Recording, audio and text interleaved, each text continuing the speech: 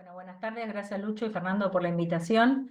Me encanta el tema de indicaciones y contraindicaciones porque es un tema que es muy aguerrido entre los que hacemos cirugías de amigas adenoides, porque si bien hay indicaciones precisas, hay otras que son border y eso lleva a que muchos otorrinolaringólogos no quieran hacer la cirugía específicamente en niños por las complicaciones que sabemos que provoca, ¿sí? ¿Qué tenemos que tener en cuenta con respecto a la cirugía? Esperen porque quiero sacar... Ahí está. Si nos viene un papá con esta placa y el paciente, obviamente, no hay ninguna duda en que sabemos que esta paciente va a ir a cirugía, ¿sí? Tiene una hipertrofia amigdalina importante, amígdalas péndulas, tiene un cabo casi totalmente ocupado, grado 2, 3, ¿sí? No hay duda de que ese paciente va a ser operado, pero no es fácil ni para el médico ni para los padres cuando el papá viene por otra cosa o viene por un síntoma que para él es casi normal y uno le dice se tiene que operar, ¿sí? Por esa razón muchas veces los padres llegan tarde a la consulta porque consultan con varios otorrinos a la vez porque se asustan, porque el médico que los vio de primera ni siquiera revisó al paciente o no le pidió una placa y ya automáticamente le pidió los prequirúrgicos. Entonces siempre tienen que tener en cuenta que hay que evaluar en forma correcta al paciente, hay que tener en cuenta los factores de riesgo, ¿sí? No es lo mismo este paciente de esta placa que sea normal, que esté agregado que tenga una displasia sanguínea, que tenga un problema pulmonar, que sea un sindrómico. Todo esto va a llevar a que ese paciente se complique si no lo estudiamos y no tuvimos en cuenta esos factores de riesgo. Por otro lado, evaluar el costo y el beneficio de la cirugía. Ya van a ver que hay cirugías que antes se hacían y ahora no, porque no vemos tanto cambio en el paciente, eso lo vamos a ver después. Y después las indicaciones precisas. ¿Es una urgencia? ¿Es justificable? No hay nada en esto que sea urgente, ¿sí? Eh, una hipertrofia, un paciente con un SAO severo, lo más probable es que ese SAO severo sea de hace un tiempo. No estoy diciendo de hace un año, no vamos a tomarnos un año para decidir una cirugía, ¿sí? Pero si ustedes tienen, en cierta forma, miedo de que el paciente se pueda complicar o se pueda obstruir, lo que pueden hacer, si tienen una hipertrofia amigdalina, como se ve acá en este paciente, y a su vez tiene una hipertrofia adenoidea, y ustedes le pidieron estudios o los derivó el neumonólogo porque ya le hizo el tratamiento de triple esquema, y el paciente persiste con ese SAO severa, es internarlo, lo internan y le piden los prequirúrgicos en la internación y ahí automáticamente después se opera, los 2 o 3 días se opera. Entonces no es para operarlo ya, siempre se tienen que tomar el tiempo porque después las complicaciones vienen justamente porque no tomamos en cuenta esos factores de riesgo.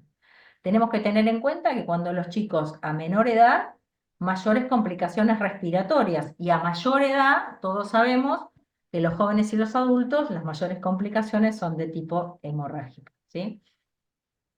Entonces, vamos a hablar de las indicaciones. ¿Las indicaciones cuáles son? Las indicaciones son de causa obstructiva y de causa infecciosa. Y después voy a hablar de un montón de indicaciones que quizás algunos ni siquiera las conocen, pero les puede llegar algún día al consultorio. La causa obstructiva es la primer causa de cirugía de adenoides y amígdalas, perdón, en niños. Y en segundo lugar, la causa infecciosa. En cambio, en los jóvenes y en los adultos, la más común es la causa infecciosa y después, en segundo lugar, la obstructiva.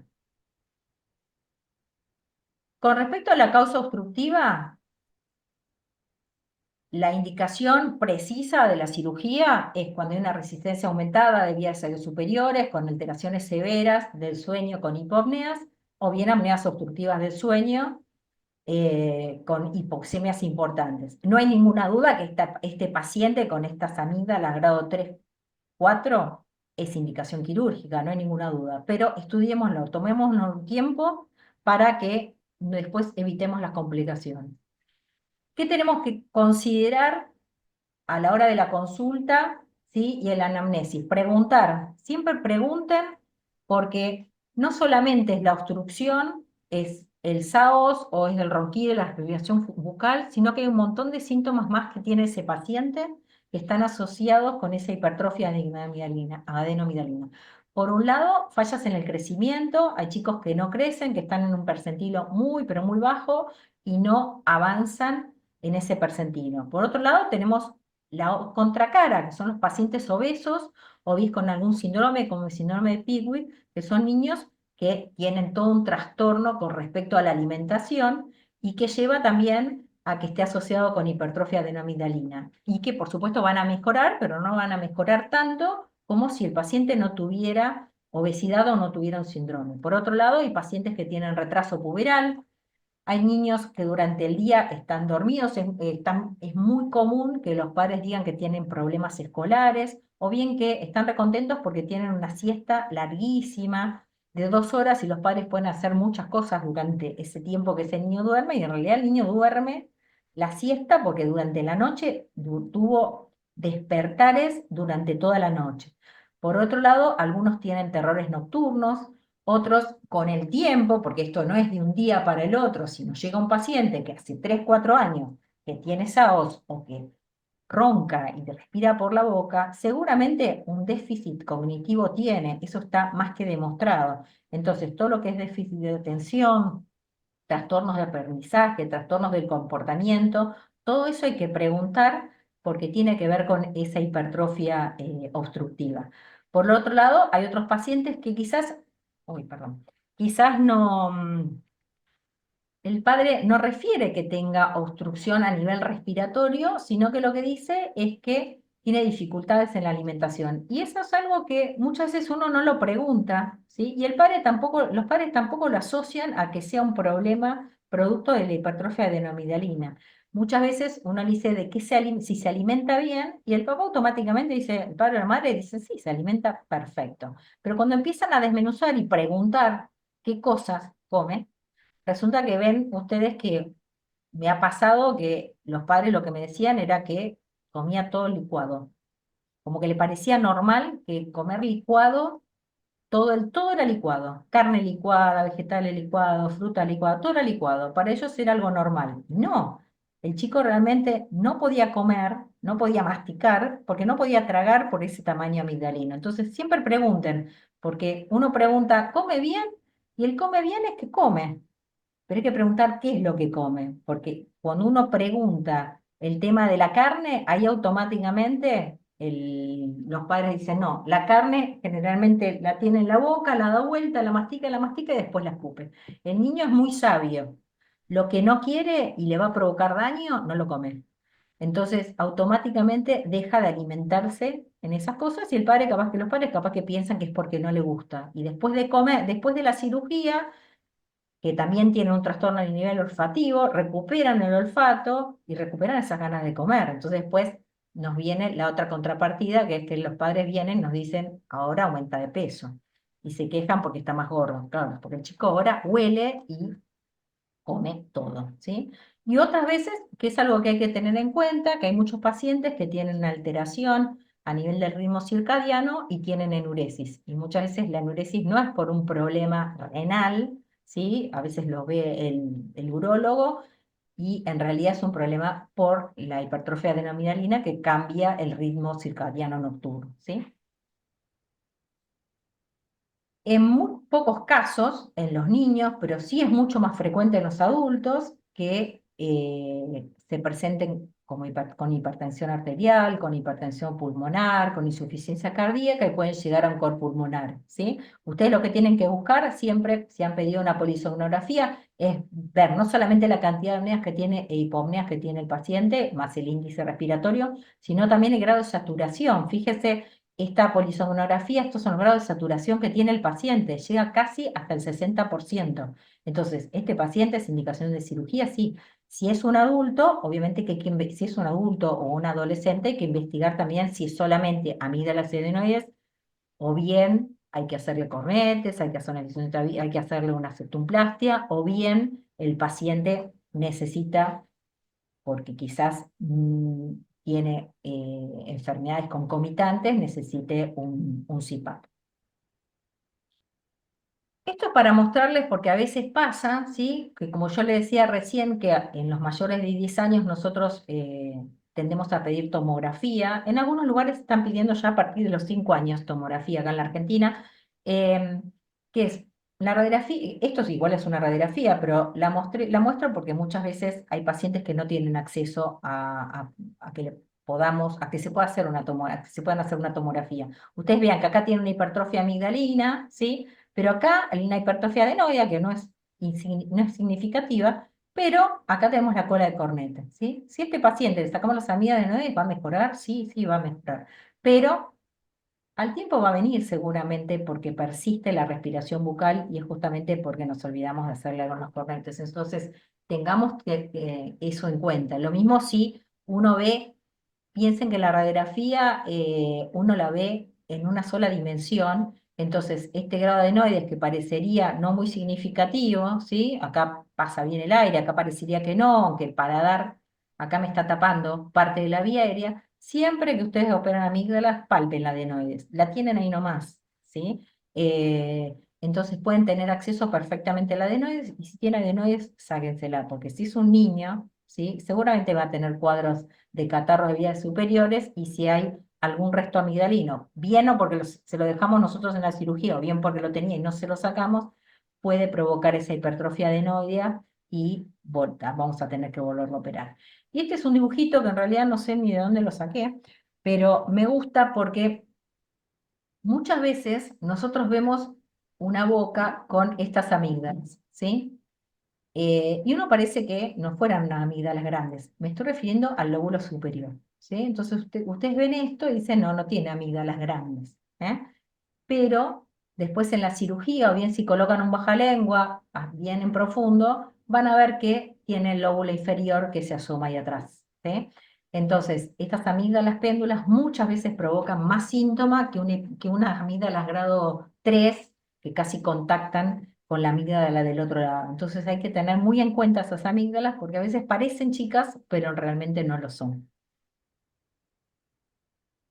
Bueno, habiendo pasado las causas obstructivas, vamos a pasar a las causas infecciosas, ¿sí?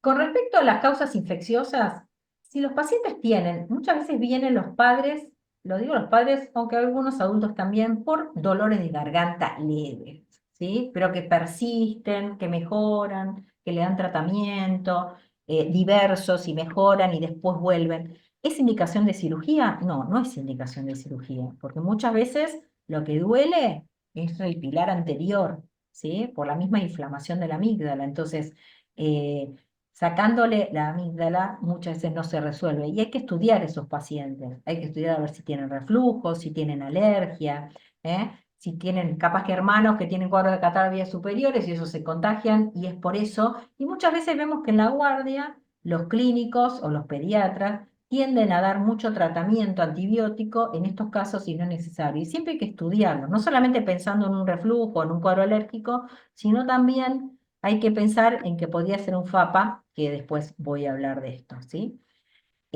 Con respecto a los criterios de Paradise, que muchos hablan, yo no es que no estoy de acuerdo, pero la verdad que yo no voy a esperar a que se cumplan estos criterios para decidir una conducta quirúrgica, ¿sí? Es decir, no voy a esperar al séptimo episodio de amigdalitis aguda para decidir una cirugía. A veces con 3 o 4 episodios constatados por el otorrino es suficiente. No hay un número, tiene que ver el estado del paciente cuando tiene ese cuadro de faringoamidalitis y los trastornos que también le provocan, ¿sí? A veces vienen adolescentes, jóvenes, especialmente los adolescentes tienen episodios de faringoamidalitis y también de flemones, no sé por qué en el último año escolar, del último año del secundario, si es por estrés, pero justo previo a los viajes egresados son de hacer estos cuadros. Entonces, muchas veces si hacen episodios se los opera a veces antes del viaje egresado para que no, que con la vida agitada que tiene el viaje egresado no hagan otro cuadro. Pero la realidad es que cada episodio tiene que estar muy bien documentado y documentado por el otorrino. Porque generalmente, como ya les dije, los ven en la guardia y les dan antibióticos sin ni siquiera hacerle ningún estudio al paciente. Entonces, realmente no sabemos si ese episodio de faringoamidalitis es provocado por un estreptococo o fue un cuadro viral. Piensen que las primeras, como dijo la doctora Bogdanovic el otro día, las primeras 72 horas, los cuadros pueden ser virales. Entonces tenemos que saber expectar al paciente y no porque nos apresure el adulto o nos apresure el padre del chico a darle antibiótico, o la madre del chico a darle el antibiótico, se lo tenemos que dar, ¿sí? ¿Qué es lo que tenemos que tener en cuenta? El exudado purulento sobre las amígdalas, fiebre superior a 38 grados, que presenten adenopatías cervicales de mayor de 2 centímetros, cultivo positivo estreptococo beta hemolítico, ¿sí? Hacer un test rápido y el cultivo, las dos cosas. Con el test rápido no nos tenemos que quedar, ¿sí? Muchas veces da negativo y a las 48 horas, 72 horas ya el cultivo da positivo del hisopado. Entonces siempre pedir el cultivo, porque aparte esto también nos va a diferenciar del FAPA y el tratamiento adecuado, que le hayan dado el antibiótico correcto, porque si no, no estamos en presencia de una faringomielitis por estreptococo beta hemolítico. Bueno, como ya dijo la doctora Araolaza, ante un primer episodio de flemodo de absceso periamidalino con faringomielitis previas, es indicación quirúrgica, sine qua non, y ante el segundo episodio de flemón absceso periamidalino, también sin faringomielitis previas, es indicación quirúrgica, ¿sí? Y tenemos que considerar cada caso en los cuadros de amigdalitis hemorrágica, que ahí lo que tenemos que ver es un paciente que tiene amigdalitis hemorrágica en contexto, ¿sí? De una amigdalitis, hay que ver si realmente es porque tiene un vaso que cruza la amígdala, anómalo y punto, o bien el paciente tiene antecedentes familiares de malformaciones que a veces pasa, y nunca está de más hacer un estudio vascular a ese paciente para no tener ningún inconveniente en la cirugía, ¿sí? Después los episodios de criptitis crónicas en el contexto de amigdalitis, ¿sí? Estos son pacientes que generalmente son adultos que vienen porque hacen episodios de amigdalitis, pero aparte hacen los episodios de criptitis con el depósito de calcio y de células y detrimentos ¿cómo se llama? Celulares a nivel de las fosas amigdalinas, y generalmente es el paciente adulto el que viene a pedir la cirugía.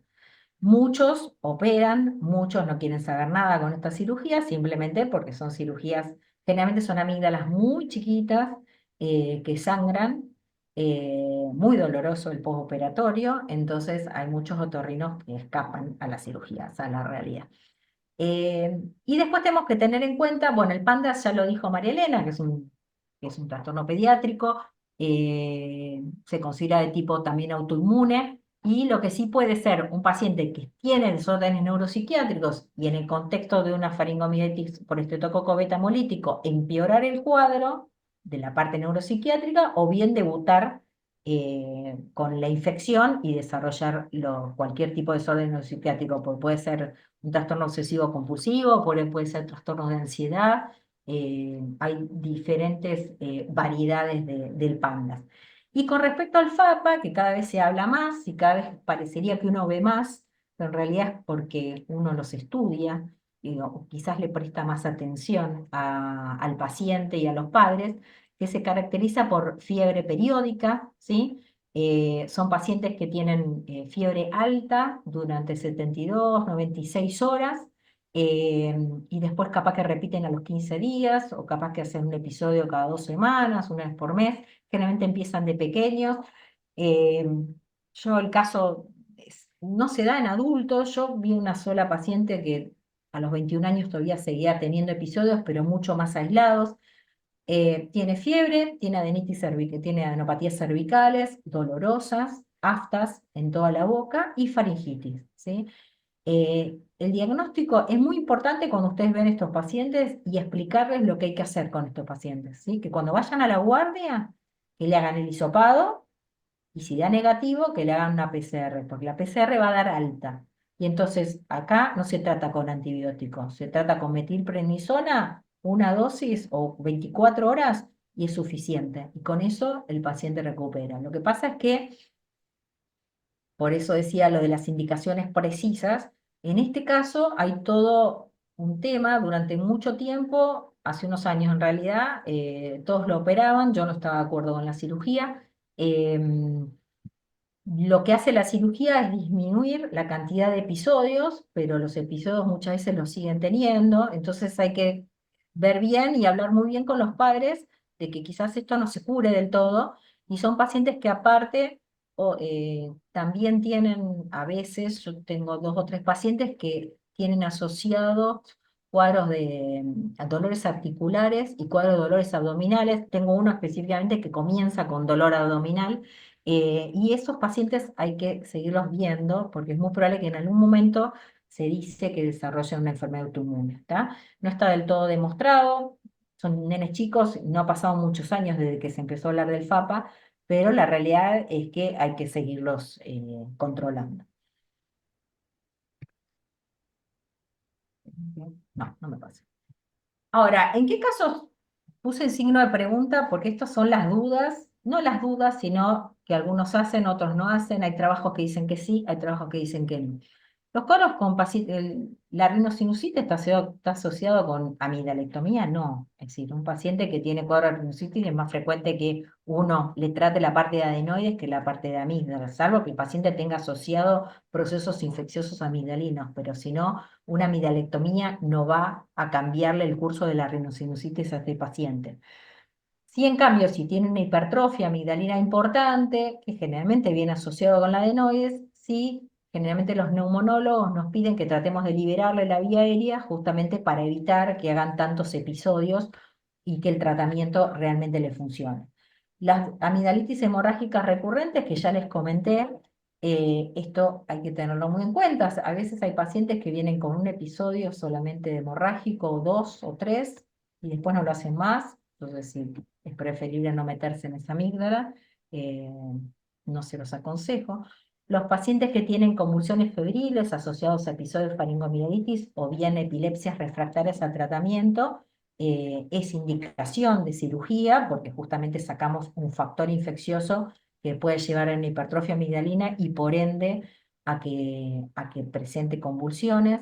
El tema de la nefropatía por inmunoglobulina A es muy discutido también. Hay médicos que operan, hay médicos que no operan. Sería por un depósito, es decir, la amígdala tiene un aumento de IgA y eso llevaría a la liberación de IgA y con depósito a nivel del riñón y empeoraría los cuadros renales. Pero la realidad es que uno busca trabajos de todo esto y algunos dicen que mejora, otros dicen que no. Es todo muy light. Lo mismo la pustulosis palmoplantar, la psoriasis, muchas veces los dermatólogos nos mandan para hisopar a los pacientes, a ver si no tiene estreptococo, para sacar una causa infecciosa que pueda provocar, que pueda empeorar el cuadro dermatológico. Y el tema de la criptitis crónica, que bueno, tiene mucho que ver con el paciente, con su vida social y demás, algunos que realmente les provoca muchos problemas a nivel social y bueno, plantean la cirugía.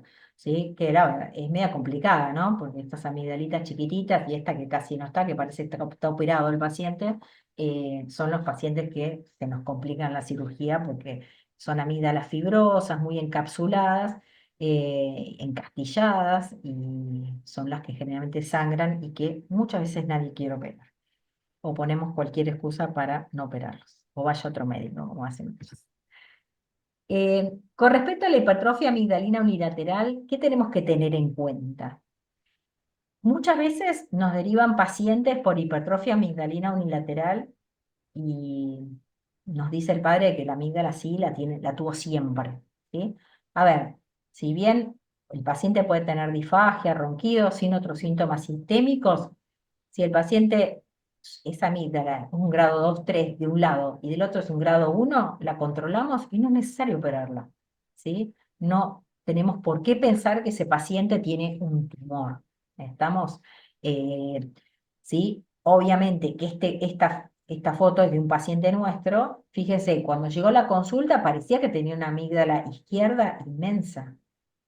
Pasaba al otro lado, contactaba con la otra amígdala y uno pensaba que esta amígdala era en grado 1 o 2 y sin embargo cuando se operó, esta amígdala empujaba la de la derecha y era tan grande como la de la izquierda, ¿sí? Pero justamente nosotros no la veíamos en la consulta. En cambio, en este caso, acá tenemos una hipertrofia amigdalina y la amígdala izquierda es pequeña, ¿sí? Esta va a ser bárbara para sacarla, esta nos va a costar y seguramente va a sangrar. Entonces, estos dos pacientes, obviamente que no se discute que se van a operar, pero cuando tenemos que no hay tanta diferencia, o es de un lado es un grado 2 no llega ni a ser un 3 y realmente el paciente no tiene síntomas, ustedes pueden decidir no operar y no, no van a tener ningún tipo de problema. Ahora, ¿qué tienen que tener en cuenta? ¿Sí? cuando tienen una hipertrofia amigdalina unilateral. Por un lado, ¿sí? Les dicen que aumentó de tamaño en muy poco tiempo, ¿sí? Si la disfagia y ronquido o el SAOS va en aumento. Si el paciente a su vez tiene sudor nocturno, si tiene hipertermia, si presenta adenopatías, si presenta una hepatoesplenomegalia, si tiene un laboratorio alterado, si tiene antecedente de inmunosupresión, de HIV en los adultos, como chicos lo mismo, antecedente de HPV o anemia de Fanconi que está asociado con cáncer a nivel amigdalino, bueno, todo eso nos puede hacer sospechar de algo maligno, entonces esos son los pacientes que tenemos que estudiar. Esto para mostrar es una amígdala de un paciente nuestro que lo que tenía era un papiloma asociado a la amígdala, ¿sí? Se mandó a estudiar. Nosotros no mandamos a estudiar todas las amígdalas que sacamos en el hospital, simplemente las que nos parece rara. Esta amígdala de la foto inferior realmente era extraña, parecía un campo lunar, dio simplemente una hipertrofia linfática común y corriente, sin nada raro, el paciente se controló y nunca tuvo absolutamente nada, ¿sí? Pero sí tenemos que tener en cuenta el linfoma, ¿sí?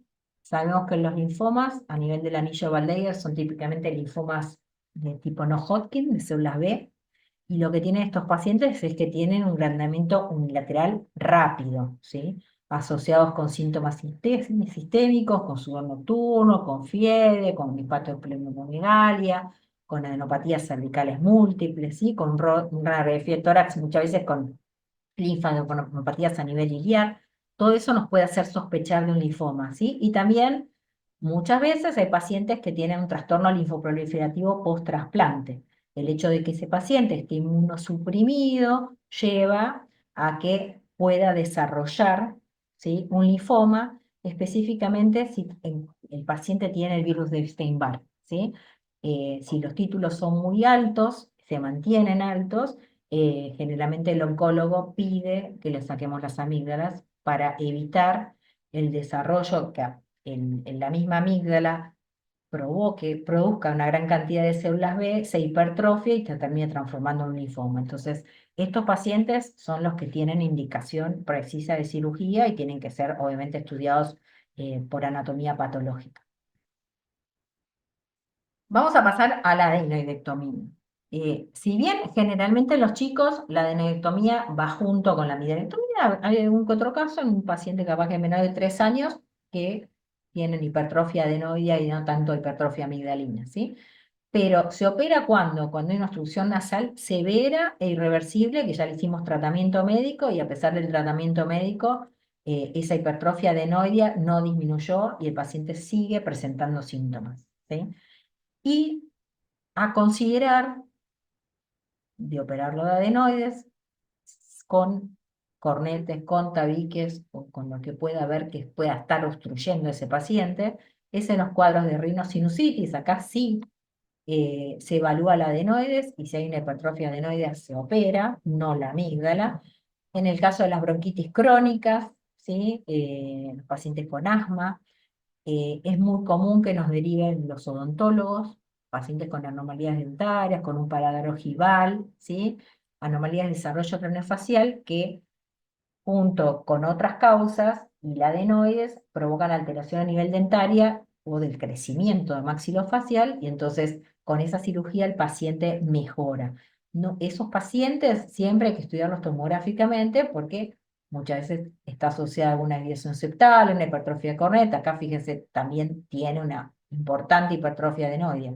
Entonces, obviamente que no solamente se hace la resección de la adenoides, sino que se corrige el tabique si es la edad correspondiente o bien se hace la turinoplastia. Y otra causa de adenectomía es ante la necesidad de colocar tubos de drenaje. Los estadounidenses no tienden, a menores de 3 años, menores de 4, no hacen cirugía de adenoides, sí ellos ponen muchos tubos de drenaje. Consideramos que si la causa es una hipertrofia adenoidea que está obstruyendo la trompa de Eustaquio, si no sacamos lo que provoca la obstrucción, que es la adenoides, realmente colocar un tubo no va a funcionar, o se va a extruir rápidamente. Entonces, ante la necesidad de colocar tubos de drenaje ante una otitis media con efusión, en los pacientes con otitis medias agudas recurrentes también, si tienen adenoides, a veces con realizar la adenodectomía es suficiente y no es necesario poner un tubo, y en los pacientes, por supuesto, que se van a operar, que se le van a hacer una meringoplastia, siempre ver que no haya adenoides para que no sea una causa de mal manejo de presiones y de la aparición de catarros biliares superiores con el biofilm asociado al adenoides, que lleve a que esa cirugía tan bien hecha termine frustrándonos porque se volvió a perforar la membrana timpánica, ¿sí? Y en el caso de los adultos, porque es muy raro en los chicos, también se hace enectomía, pero en el manejo de una biopsia por sospecha de malignidad o pensando que puede haber alguna otra patología. Recibimos muchos pacientes derivados de odonto y de neumonología porque ambos lo que necesitan es que nosotros le prestemos atención hacia el superior, que es lo que provoca deformidad a nivel maxilofacial, a nivel dentario y a nivel neumonológico, empeore los cuadros y lleve a que muchas veces esos pacientes que están en tratamiento no puedan interrumpir el tratamiento por la obstrucción que tienen a nivel superior. Entonces, a veces no es el tamaño de la amígdala o el tamaño del adenoide lo que lo provoca, sino que muchas veces, a veces tiene una hipertrofia adenoide a grado 2 y el neumonólogo pide que lo operemos igual, ¿sí? Porque necesita que esté el paciente lo más libre posible a nivel del cabum para evitar los cuadros de catarro y que ese mismo catarro provoque después en ese paciente bronquitis, neumonía, laringitis o lo que tenga a nivel respiratorio, ¿sí? Y todo va a redundar en beneficio tanto del tratamiento odontológico, ¿sí? Como también del tratamiento neumonológico. Bueno, ahora voy a hablar. Espero que ya sepan qué pacientes operar y qué no, pero bueno, ahora vamos a hablar de las contraindicaciones de adenoidectomía. Hace mucho tiempo había muchas contraindicaciones, muchos hablaban de esto, este paciente no operar, este paciente sí. La realidad es que yo creo que no hay ninguna contraindicación. Sí, hay factores de riesgo que debemos tener en cuenta a la hora de decidir la cirugía. Porque si esto no lo consideramos, esto es lo que nos va a llevar a que tengamos una complicación o intraoperatoria o posoperatoria. ¿Sí? Entonces, tomarnos el tiempo para estudiar a ese paciente antes de llevarlo a quirófano y terminar con un problema legal, ¿sí? Entonces, por un lado, los pacientes con SAO severo, estudiarlos, saber que ese paciente va a ser internado en el postoperatorio, explicarle a los padres, ¿sí? Para la primera noche es muy difícil para los pacientes con SAO severo, ¿sí? Se obstruyen muchas veces, entonces es importante que ese paciente se pida ¿cómo se llama? Una cama, tenerla en terapia por las dudas, no va a ir a terapia seguramente, pero estar en un lugar que puedan ustedes manejarse con libertad y que puedan tener acceso a una cama y una terapia. Los menores de 2 años, ¿sí? Sabemos que los menores de 2 años son muy lábiles, ¿sí? Hasta pueden hacer paros intraquirúrgicos, ¿eh? Así que hay que tenerlos muy en cuenta. Los pacientes prematuros, los pacientes con enfermedades respiratorias crónicas, ¿sí? Nunca olvidar que cuando llevan a cirugía a un paciente, si está con tratamiento neumonológico, no discontinuarlo. Si tienen infecciones respiratorias previas, hay toda una guía a nivel anestesiológico de cuánto tiempo el paciente tiene que esperar para plantear la cirugía posterior a un cuadro de una bronquitis o una cuadro de neumonía. Eso es muy importante que lo sepan y que lo tengan en cuenta para definir la fecha de la cirugía, ¿sí? Porque si bien muchas veces el paciente está con una neumonía, en las 2 semanas el pediatra nos manda la nota diciendo que el paciente está dado de alta y la madre quiere ya operarlo. No, hay que esperar el mes, como dice la sesión de anestesia, ¿sí? Porque aparentemente está todo bien, pero cuando lo intuben por el cambio de presiones va a empezar a haber secreciones y cuando el paciente se despierte va a empezar con tos, con secreciones y esto nos va a complicar también a nosotros la cirugía, el posoperatorio. Después el tema de las displasias sanguíneas, la obesidad, enfermedades cardíacas, todo lo que es anomalías craneofaciales, enfermedades neuromusculares, la dichosa mucopolisacaridosis, todo eso hay que tenerlo en cuenta y que ahora voy a hablar sobre este tema, ¿sí? Antes, cuando yo les decía que hay indicaciones que antes le evitábamos, una era la mucopolisacaridosis, ¿sí? Eh, que es una enfermedad que tiene una vida corta. Lo que pasa es que ahora ya hay tratamientos y eso lleva a que se alargue su vida alargue la vida a ese niño. Entonces, antes no se planteaba ninguna cirugía hacer, eh, por temor a que el paciente termine una traqueotomía, que es lo peor que le puede pasar, más o menos. Pero ahora sí se opera, siempre y cuando teniendo en cuenta esos factores de riesgo, con seguridad y con un anestesiólogo y un lugar que contenga a ese paciente y que nos contenga a nosotros porque está preparado para recibirlo, no hay ningún problema, ¿sí? Con respecto a la obesidad, ¿sí? La realidad es que uno quiere operar a un paciente flaco, longilíneo, hermoso, todo bárbaro, pero la realidad es que la mayoría de los pacientes, por lo menos en el hospital, la mayoría son así, son gorditos, ¿sí? Eh, y son complicados porque hay toda una alteración en el metabolismo de los anestésicos, ¿sí? El peso que tiene ese paciente, hay dificultades muchas veces en la intubación, tienen propensión al laringoespasmo, a desaturar, a estar operándolos y que desature de la nada. Todas esas cosas tienen que tenerlo en cuenta. Lo ideal es que todos esos pacientes obesos vayan a un nutricionista y una vez que empiecen a bajar de peso, operarlos. Pero la realidad es que muchos de estos niños tienen una muy mala alimentación, a veces por el medio social donde viven no tienen los medios para alimentarse de otra forma en la realidad, y entonces, por supuesto, hay que tenerlos en cuenta y obviamente explicar a los padres que van a mejorar obviamente por esas amígdalas de adenoides importantes que tenían, pero el peso no juega en contra y quizás ese paciente termine con CPAP a pesar de la cirugía, ¿sí? Con el tema de las disgrasias sanguíneas, antes los pacientes casi se diría que no se operaban, tenían un problema de trastorno de coagulación, no se operaban, no se operan todos, ¿sí? Tenemos tratamientos adecuados, siempre en un lugar donde tengamos servicio de hematología, que tengamos confianza en el hematólogo al cual le mandamos, ¿sí? Que a veces no sucede, porque a veces en los medios donde uno trabaja no tenemos todas las especialidades de niños, ¿sí? Hay que tener en cuenta los antecedentes, qué es lo que ustedes tienen que evaluar, si no están en un lugar que no tienen hematólogo, los antecedentes de hemorragia familiar, si tiene algún antecedente de sangrado el chico, si tiene epistaxis, si se corta, sangra mucho, si hace hematomas. Y el laboratorio, ¿sí? El laboratorio no le voy a andar diciendo los valores, pero cualquier valor alterado a esto puede ser un problema de discrasia sanguínea. Entonces hay que estar atentos, ¿sí? Porque si en tiempo el KPTT da 33, y bueno, repítanlo, ¿sí? Es mejor un 34 que un 33, ¿sí? Es lo mismo que el tiempo de predominio.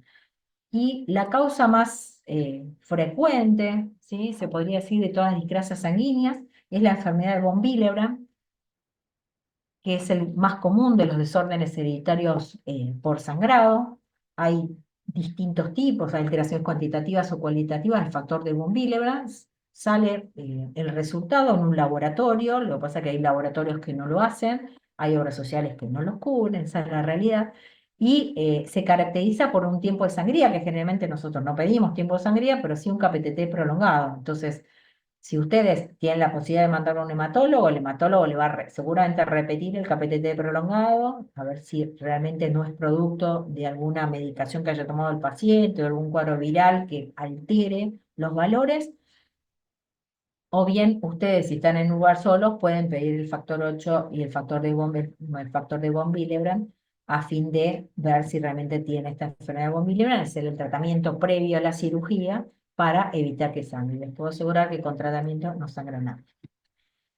Eh, ¿Qué otra cosa tenemos que tener en cuenta en el momento que vamos a operar a un paciente de adenomirectomía? Es todos los pacientes con malformaciones craneofaciales, específicamente que son los más comunes, igualmente el Down, el Cruzón, el síndrome de Pfeiffer, el síndrome de Upper, el Pierre-Robin, son los más comunes y son los que más padecen trastornos respiratorios del sueño y que nos vienen a consultar para operar, que muchas veces hay muchos que no los quieren operar y los derivan, ¿sí? No porque no los quieren operar, sino porque, bueno, a veces hay que tener en cuenta el lugar donde uno trabaja para estos pacientes, ¿sí? Por otro lado, las enfermedades neuromusculares, la parálisis cerebral y las enfermedades metabólicas, que ya les dije que es la mucopolisacaridosis. Todos estos pacientes, ¿sí? Todos sindrómicos, ¿sí? Síndrome de Cruzó, síndrome de Upper, este es un Pickwick, un síndrome de Down, síndrome de Pfeiffer. un Treacher Collins, todos estos pacientes fueron operados, ¿sí? Siempre y cuando uno hable con el anestesiólogo, ¿sí? Tengan en cuenta bueno, ellos estaban traqueotomizados, pero por ejemplo, ella se operó previa a la traqueotomía. Son todos pacientes que pueden ser operados, pero en un contexto, en un lugar donde tengan la posibilidad de una terapia, ¿sí? Porque estos pacientes pueden terminar en una terapia, ¿sí? Entonces hay que estar atentos y no evitarlos, pero realmente estudiarlos y tenerlos en cuenta. ¿Qué tenemos que tener en cuenta entonces? Por un lado, esto es un enfoque multidisciplinario, porque son pacientes que generalmente no solamente lo vemos nosotros, sino el pediatra, la psicóloga, el psicopedagoga, el neurólogo y demás. Ver la morfología facial, evaluar la cavidad oral es muy importante, la interposición de la lengua con el paladar, generalmente son niños que tienen macroglosia, aparte de la hipertrofia amigdalina, tienen un espacio faríngeo posterior muy corto, el tamaño del paladar, generalmente son pacientes con paladar ojival, a veces son pacientes que a su vez tienen fisuras de paladar, evaluar las fosas nasales, que no tengan hipertrofia de cornetes, ¿sí? Y siempre evaluar previamente con el anestesiólogo, ¿sí? No llegar con este paciente a la cirugía, sin contarle al anestesiólogo lo que tiene, porque él generalmente viene preparado, ¿sí? Viene con otros tubos, porque a veces uno piensa que va a ir un tubo común y a veces tiene que poner un tubo más pequeño y capaz que en el lugar donde estamos operando no tiene ese tubo, entonces siempre trabajen con un anestesiólogo que haga niños, si pueden trabajar con el mismo es mejor, porque ya es como que nos conoce y nosotros lo conocemos a él, eh, y que lo evalúe previamente, o que sepa realmente con qué se va a encontrar en la cirugía, ¿sí? No en todos los lugares se hace una evaluación preanestésica previa, en los hospitales generalmente sí, en algunas clínicas también, pero en otros lados no. Entonces muchas veces es el diálogo que tenemos con el anestesiólogo. ¿Qué tenemos que tener en cuenta? Entonces, como ya les dije, la hipoplasia maxilar o mandibular, una orofaringe estrecha, la macroglosia, son pacientes que a su vez tienen hipotonía muscular, con una apertura bucal disminuida, ¿sí? Y todo lo que es las enfermedades neuromusculares tienen hipotonía muscular, convulsiones pueden hacer en el postoperatorio, muchas veces esos pacientes tienen reflujo, entonces tienen que ver que esté tratado para evitar que no tengan reflujo en el postoperatorio y empiecen con cuadros de vómitos. Son chicos que tienen un aumento de las secreciones orofaringeas justamente por todo lo que es el tono muscular disfuncionante. Entonces, todo esto lo tienen que tener en cuenta a la hora de operar. Esto no implica que no operen al paciente, simplemente que lo estudien y piensen en todas las posibilidades, todas las cosas que les puede suceder en el intraoperatorio, en el intra, en el pre y en el posoperatorio para evitar inconvenientes. Nada más que eso. Estos pacientes son como para discusión. ¿Sí? Este paciente tiene una hendidura submucosa, ¿sí? Que se ve a veces se ve con una úvula, ¿sí? Y a veces no se parece la úvula completa, sin embargo tiene alguna línea en el medio que nos indica que tiene un paladar, que puede tener un paladar hendido. Entonces, en el intraoperatorio, fíjense la disposición de los dientes. Obviamente que algo acá no estaba funcionando. Cuando uno toca el paladar, muchas veces en la consulta cuando ven al paciente parece que la úvula está enterita y en el momento de la cirugía ven que la úvula está bífida o tiene esta hendidura. Entonces tienen que ver si no tiene una hendidura submucosa y ahí es cuando empieza el tema de si lo operamos de adenoides o no lo operamos de adenoides, ¿sí? Este paciente tenía, aparte, una hipertrofia amigdalina que no le provocaba ninguna obstrucción con la úvula no le provocaba ni siquiera trastornos del habla, pero siempre hay que evaluar cuánta resección de adenoides realizar, ¿sí? Porque muchas veces esa adenoide está manteniéndonos el paladar. Y si sacamos todo el adenoides, el paladar cae y el paciente empieza con una rinolalia que no la mejora ni la mejor fonoaudióloga del mundo, ¿sí? Lo mismo los pacientes con paladar fisurado, ¿sí? Que a veces nos piden los cirujanos plásticos que le operemos las amígdalas para darle mayor tensión a ese paladar, para que ellos después cuando los operen tengan menos tensión con respecto a las amígdalas, ¿sí? Pero son casos que hay que ver uno por uno porque no todos son operables, ¿sí? Bueno, no sé si se hizo muy larga, creo que no tengo nada más para hablar.